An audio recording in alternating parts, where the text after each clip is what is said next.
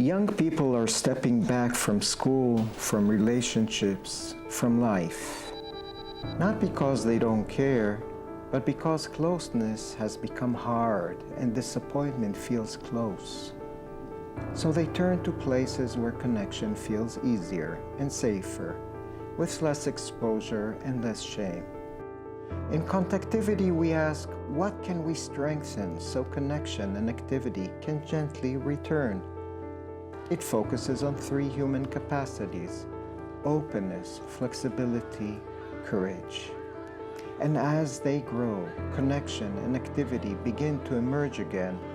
Pressure gives way to safety and curiosity, belonging, and life.